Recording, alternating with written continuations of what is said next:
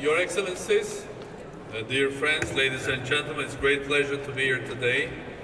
Thank you for a wonderful introduction.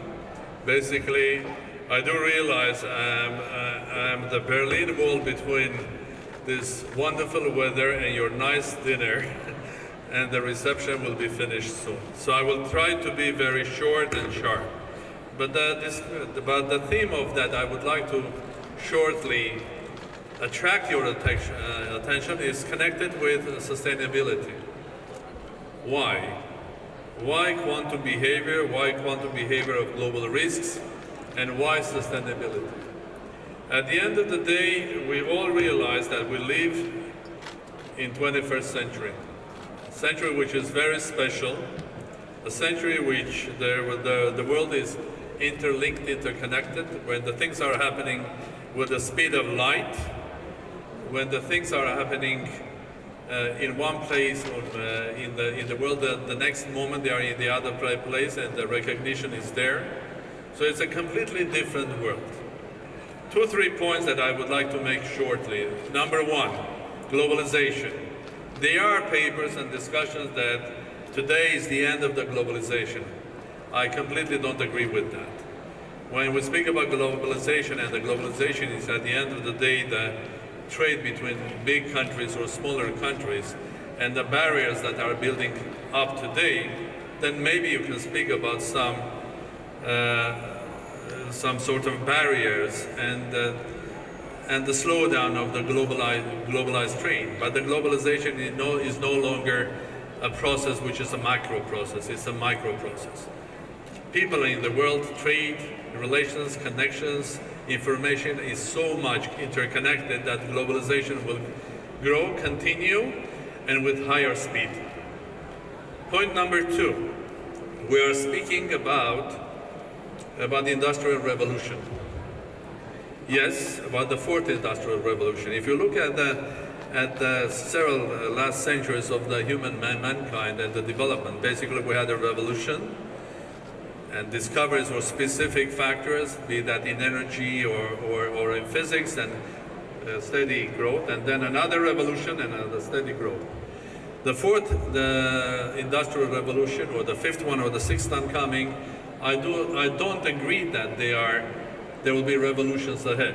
What we will have ahead is our evolution.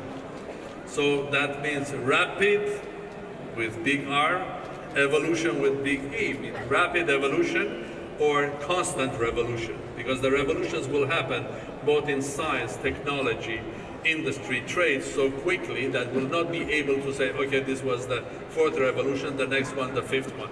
And that will happen not only in physics, mathematics, IT sector, they will happen in biology, interconnection, it will happen also in our behavior. So our evolutions will happen in our daily lives as well. Our evolutions are happening in the world today. And an example is Armenia. At the end of the day, just a year ago in Armenia, I was inaugurated on the 9th of April in Armenia as the President of the Republic. Then a revolution started just a couple of days before that, started with 5 people, then 100, then 500, then 1,000, 5,000. Then in 2 weeks' time, we had a revolution in Armenia with hundreds of thousands of people on the square.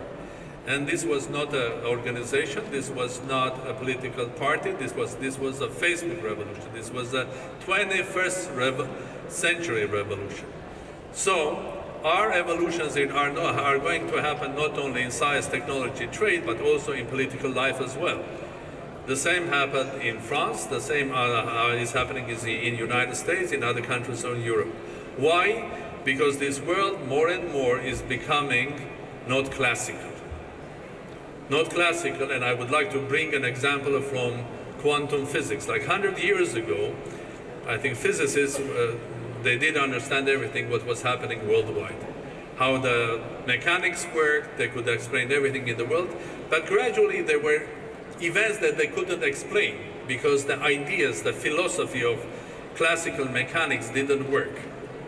And the reasoning and common sense of classical physics didn't work until people, giants like Albert Einstein, and the creators of quantum mechanics created something which was the behavior of elementary particles, which was not classical at all. Because in order for a particle to go from this point A to point B, they had to go through a path in the classical physics. But in quantum physics of small Arctic particles, I think that particle with a probability could be anywhere there. So it's a completely different way of looking at natural world.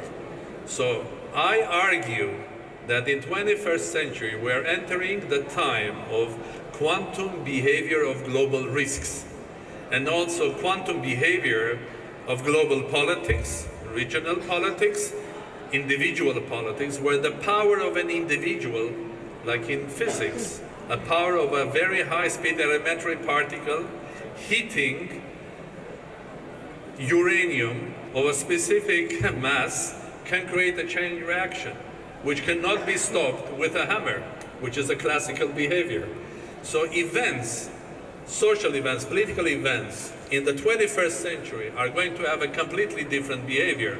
Global risks, be that in technology, the global risks, be that in pandemics, be that terrorism, their behavior is going to be completely different than in 20th century. You don't have to create a specific network of people interconnected to each other in order to promote bad idea or create a terrorist organization. You have to implant an idea, maybe a vicious one, but with powerful enough that can engage people somewhere else without organization and bringing them to action.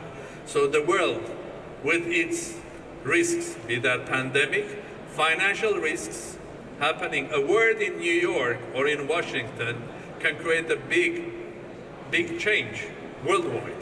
People will be losing billions and billions of dollars. So the risks are behaving quantum, and the solutions must be quantum as well. So welcome to the 21st century, where each of you have to think differently, with each of you have to be creative, and each of you have to be also quantum.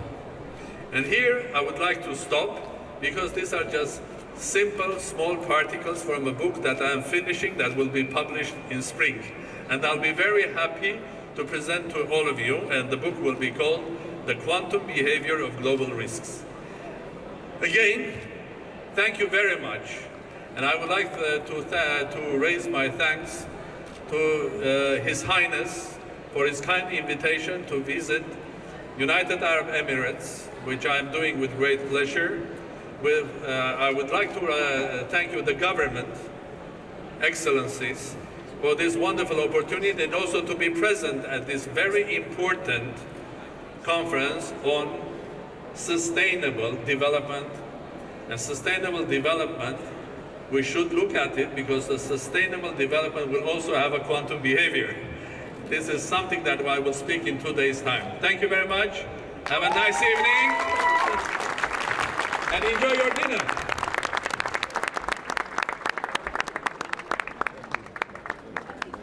Well done. Thank